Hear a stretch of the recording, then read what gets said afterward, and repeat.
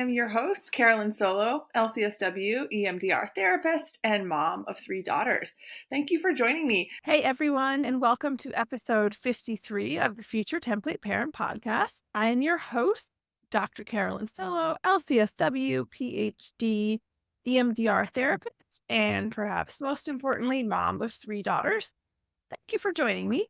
Last week, I celebrated 1 year of the podcast with my 52nd episode. Did a few little greatest hits of the past year. So if you haven't listened to that, go back and listen. Will hopefully give you some insight into kind of the journey of the podcast over the past year, and maybe will make you want to go listen to some episodes that you may have missed. So moving on into year 2 of the podcast, who knows where things will go? I know that I'm going to Vermont to live in 1 month. I certainly know that. In terms of where the podcast, literally and figuratively, we'll have to see. But I certainly will be talking a little bit about my transition as the weeks go on, while also giving you all of that intensive content you know and love. So today I am going to reflect a bit on a topic that's been coming up in various ways in my world. Some Instagram comments, some DM, some conversations with therapists. And this seems to be an issue that people are thinking about. And so I thought, why not address it? And the question is, what if an EMDR intensive is too much for my client? Overwhelming, perhaps even clinically harmful, not indicated. Beyond not indicated, but hurtful in some way. I'll talk a little bit about those concerns and how people seem to frame them, and then give my thoughts on this important issue. It is an important issue, and obviously people are thinking about it, so I want to give it some space. So the concerns that have been expressed to me mainly focus around the same point. That even a single hour or 50-minute, whatever session feels incredibly intense for a client. And then therefore an intensive isn't appropriate for everyone because it's just so much. And that it's irresponsible to suggest an intensive, to all clients, that it's something that all clients could benefit from. I had someone on Instagram this week actually accuse me of being, quote, flippant for, quote, pushing intensive.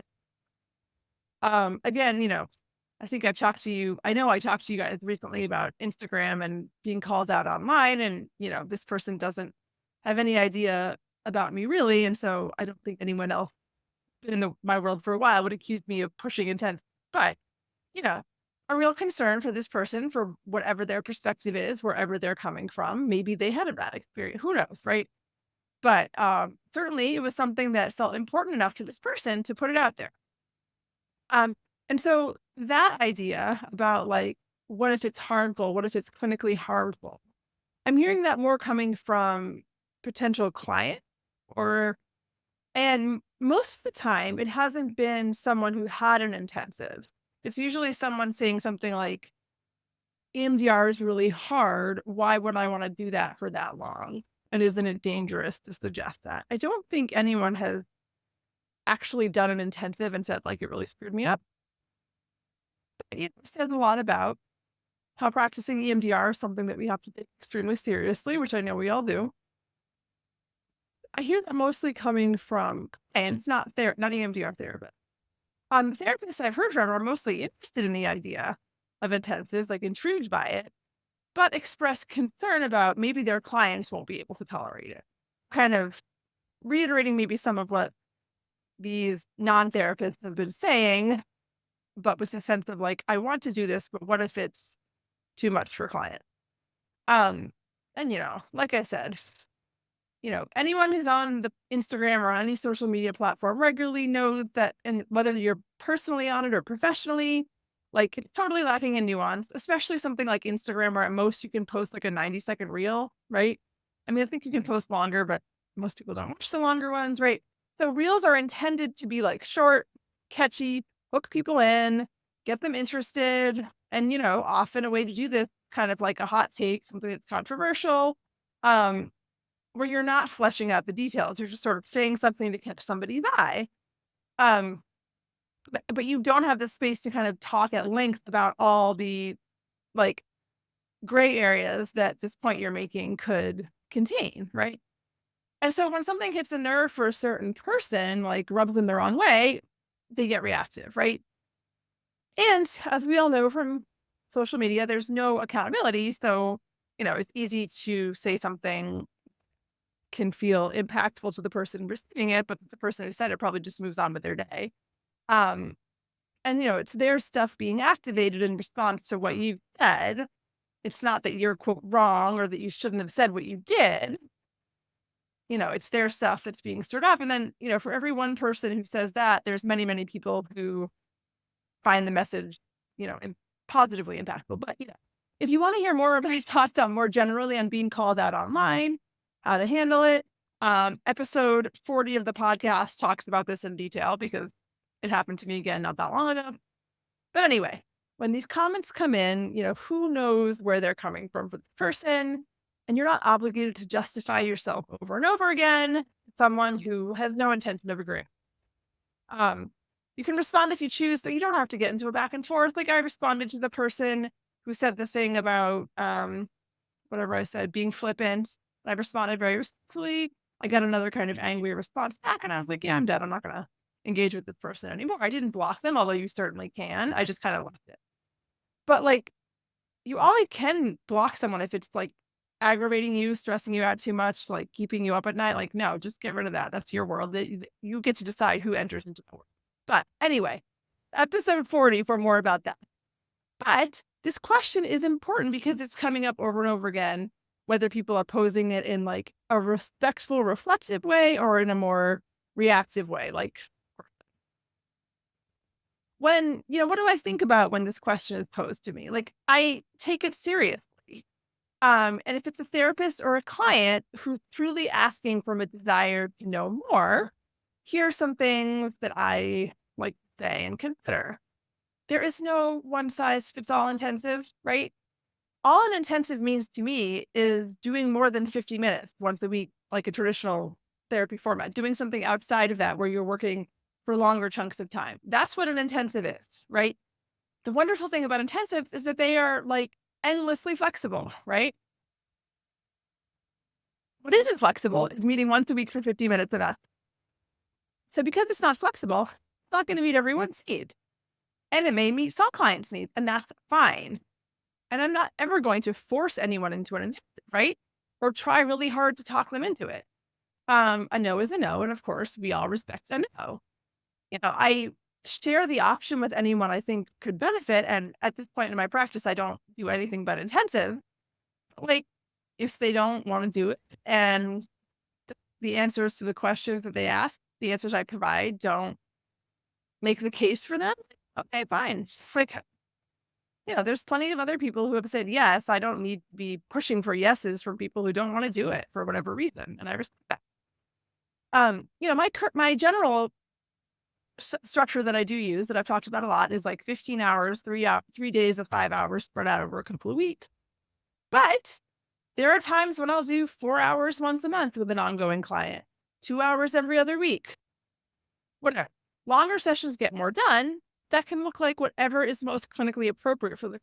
And there may be weeks if you're doing every other week for 2 hours that they can only meet for an hour. That's fine too. Like there's endless flexibility. It's just the reality is more gets done in a longer session for so many of the reasons I've described over all the podcast episodes.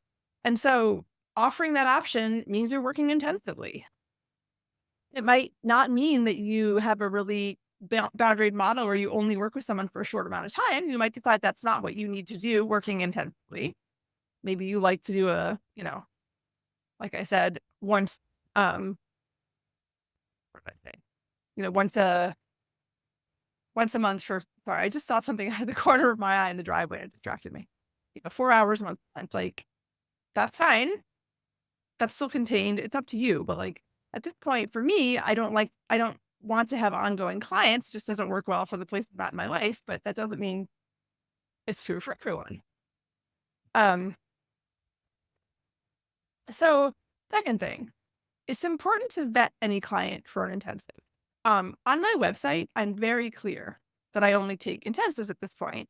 So that's automatically going to weed out clients. Well, my website will automatically weed out clients who are not interested in that.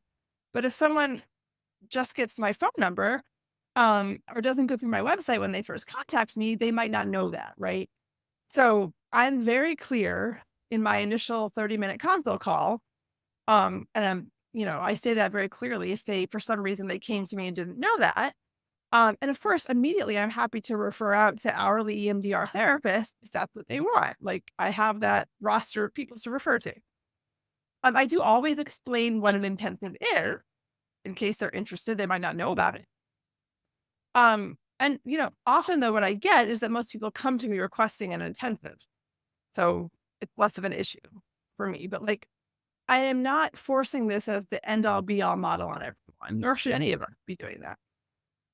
Um, I will say that if a client comes to me specifically requesting an intensive and they disclose major complex or developmental trauma, I don't want to do the normal structure of intensive that I normally do, right?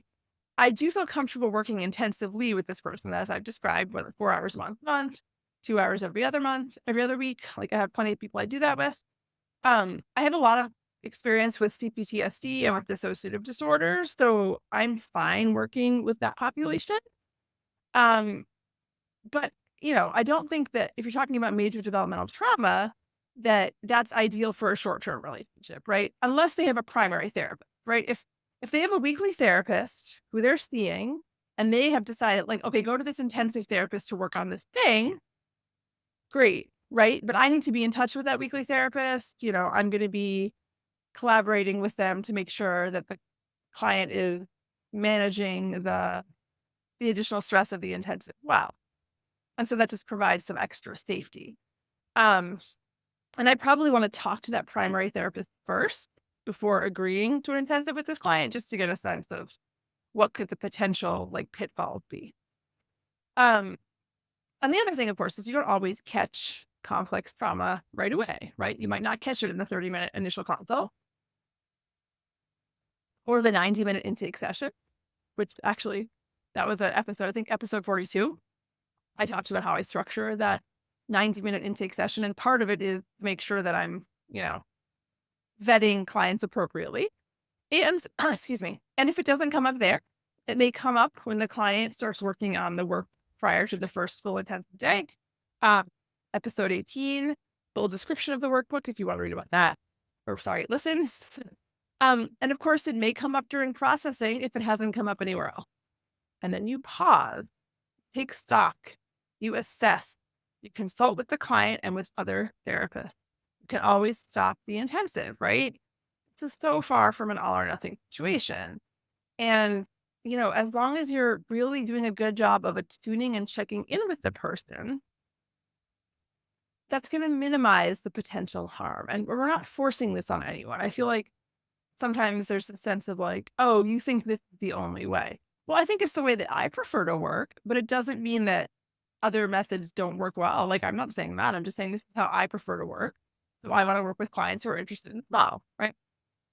And, of course, safety is paramount, right? You know this. No matter what, we keep our clients safe as much as possible. Anytime that you start to suspect that your client in a session is moving out of the window of tolerance, you do what you would do with any client, right? You ground them, you check in, you sort of help them self-soothe, whatever you need to do. You know how to do that. If the client has a primary therapist, which, I just mentioned, you're going to consult with them if that happens with the client. And you know what? If you have a client who is really struggling to stay in the window of tolerance, it's okay to spend lots of time in stabilization and grounding during the intensive. That is not wasted time. If you spend lots of time in phases 1 and 2, but for like longer stretches because it's an intensive, you're doing longer sessions of resourcing or parts work, whatever. That's going to be incredibly helpful and productive, right? And I know another concern that comes up is the short term model is harmful for people who have real attachment challenges because they need that safety and it takes a long time to develop that. I believe in episode 19 is all about this, but you can create attachment and safety in a short term relationship, right? You know, you always are working on safety from the outset. You're being really transparent about what the relationship is. Again, that safety of having a primary therapist for that client. we do know that a strong relational connection is the foundation of any kind of change, right? It's the most impactful mechanism of change, no matter what the therapeutic modality, right? The literature on the common factors of therapy, that's very clear, right? Like, oh, we know that. It's the relationship, as I'm sure you were told many times in grad school. Without that relationship, the power of EMDR is hard to access, right? And especially because EMDR is profoundly impactful and can be really draining. So, yeah, of course, you need to do some groundwork to create that boundary safety. Um, but some of the mechanisms that create safety, and I talked about this in the previous episode about attachment and intent, like you're being so intentionally present and attuned, right? You're not seeing anybody else that day. You're putting aside that entire day for that client, right? Sometimes it can feel, I mean, I don't know if you've ever had experience, but I kind of remember having this when I was younger, like leaving my therapist's office and seeing another client of the therapist in the waiting room being like, there are other clients in this therapist world, which of course but anyway, like for some person who struggles with insecure attachment, like not having to have that part of the experience could be really profound, right? They have your undivided attention for a long time. Like maybe they've never felt important. Maybe they've never felt really heard. Like they felt like the needs of others always come first. Just this experience could be really healing. And, the boundary nature of an intensive, it starts and it ends. Everyone knows from the beginning how long it's going to be. Um, it's intense, short term. A lot of people with developmental trauma had caregivers that continually violated boundaries and that boundaries were never predictable. And maybe this could be a reparative experience, right? And also, is in the work in the intensive, there's a rupture, which, of course can happen. And certainly when you're working with clients with developmental trauma, ruptures are very likely. Um, there's so much time in that day in which you address, you cannot ignore it, right? Because you have 2 more hours left or whatever. It's not like, oh, well, I guess it's time to go. Maybe we'll talk about it next week. And then maybe you don't. You both engage in some avoidance. No, this could be a healing experience. You do like real time repair. Um, yes. And then like they also get to have that experience of someone being accountable for hurting them, for truly apologizing, all those things. Maybe they've never had that before. Right. Um, Something else about the workbook, I think that creates safety is it also helps them feel sort of seen and like they're an active participant in the process. They feel very prepared, not like something's just being done to them. There's a sense that the experience is being co-created. Um, and you tell them, okay, the workbook, you have to send it back to me at least 24 hours before our first day so I can review it. I feel like again, that makes them feel very like this is something that everyone is putting time into. I also tell them you can do as much of it as you want. You can always stop. You need to pace yourself. Lots of choice built in. Always making expectations of the intensive clear. What will happen? What can be accomplished? What's the structure? How are we going to maintain safety? How are we going to pace this? Yeah, like it's not something happening to them. They're actively involved in the process. I always make sure that there's like creature comfort that I ask them about. Like, do you like coffee? Do you like tea? What snacks should I have? Do you want some special water? I make sure it's a really comfortable room. I like to do a closing ritual at the end of an intensive to kind of provide some nice, healthy closure, like, plant, worry stone, essential oil, all those sorts of things. But like creating a small ritual that feels meaningful and that's sort of a healthy termination, which again is like, this is what a healthy boundaried relationship can look like when it ends.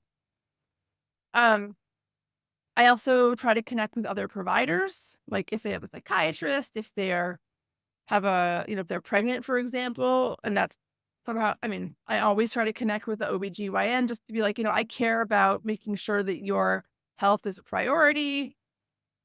And I certainly do offer to clients like, hey, if you want to come back in a month for a check-in, you can do that. Yeah, I mean, there might be times where it doesn't feel appropriate and I might not offer it.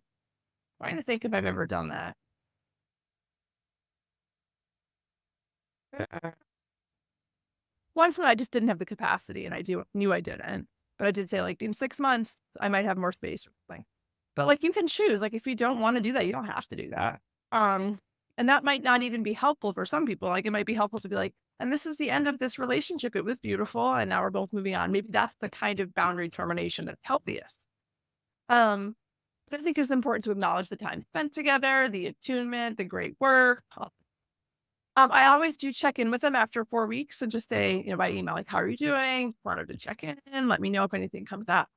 So they feel sort of protected in that way, and, like, they it didn't just happen and they walked out the door and I took my money and that was um, a relationship can be impactful even if it's not forever. And I think all of us, we all struggle with goodbye and endings, right? So it's a powerful experience to have that. Um, so a little bit about like how dissociation can play into intensive. Like I've talked about this a lot in other places, but like certainly this is kind of the big thing people are afraid of, right? Like, oh no, dissociation, automatic rule out for EMDR, definitely a rule out for an intensive. The last person I should have in my office for several hours. They're going to be constantly dissociating. They're going to be so traumatized. Like they're going to hate me. They're going to be furious. I'm a bad person. I'm a bad therapist. You know, I do think that if you feel out of your element with a client who's very dissociative, like definitely refer out. You need to feel confident in your skill set. And I think that the more you can learn about dissociation, the better the EMDR therapists are going to be. And anybody can learn those skills. But like, and it is an expanded skill set working with dissociative clients. But there's a huge spectrum too, right? Because everyone dissociates at times. But certainly if it's something you feel like not something I can work with well, of course you refer out. But dissociation does not immediately say, "Oh, I can't work with this person for longer than 50 minutes," right? You can do like really expanded part work. Like you can really map out their parts in a very comprehensive way over a few weeks. And again, if this is appropriate, if it's not too much for their system, instead of like 15 minutes here, 15 minutes there, you could do really immersive parts work. Um, like, oh, there's something else. You can also do a lot of grounding techniques in session, like, and really not just like, oh, here's a skill I'm going to teach you how to do, and then use it at some point and come back and tell me how it works. Like, if a client dissociates in your office, you can practice using that together, and you can show them, actually, you can come back from this. You did it. Mm. And that takes time, and really, an intensive is about having more time, and a lot of clients could just benefit from more time. Um, Yeah, and I have various clients that I have done this with who are very dissociative, who have, pretty significant dissociative disorders, and it is possible, and they appreciate the time, and their parts appreciate the time. Also, parts work incredibly, like, it actually is trauma processing when you work with parts, even if you're not like running BLS. Sometimes you're hearing a part story that's never been told before. Um, Yeah. And then you get the opportunity to like in vivo practice grounding and mindfulness, right? Um, and you can also, again, it's that sense of building an attachment that's boundaried and safe. You can build trust with the person and then the relationship can end in a healthy way. A lot of these clients never had that. Uh, so, any of those skills that you're building with that client in a long session, they can apply to the rest of their lives, right? So it's incredibly valuable. And, an intensive, you can see stuff happening in there that's happening outside of session, especially if you have that longer time. And with a dissociative client, you want to leave plenty of time to reground them, get them back to an adult part of self, and a part of self that does life, not like an adult ragey part or something before they leave their office. This can take 20 minutes. It can take 30 minutes, depending on like which part is out, what's been happening. And, if you have a 50-minute session, and then you need 20 minutes to reground someone, like, uh-oh, what do you do at that time? I've only talked to this part for 5 minutes, but I better start regrounding them because like we got to get out of here. And that, like I've said so many times on the podcast, like that time pressure really takes you out of the moment, takes the client out of the moment, and you're just like, oh my God, how much time do we have left? Um, and something else is like if they do dissociate, that's their life. That happens to them outside of the office.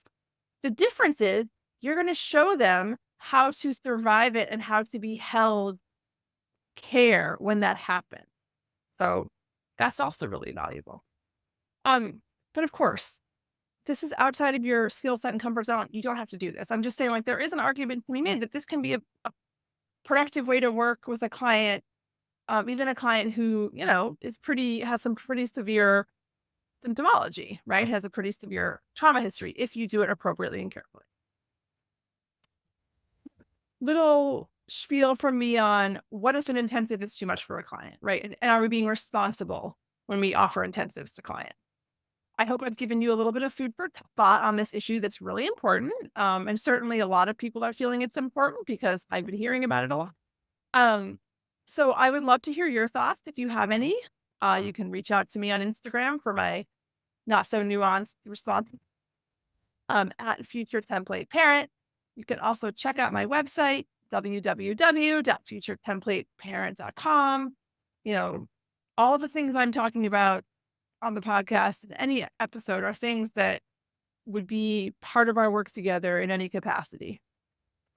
So thank you as always for listening as we move into year 2 of the podcast. I will talk to you next week. Have a wonderful week, everyone. Take care. Goodbye.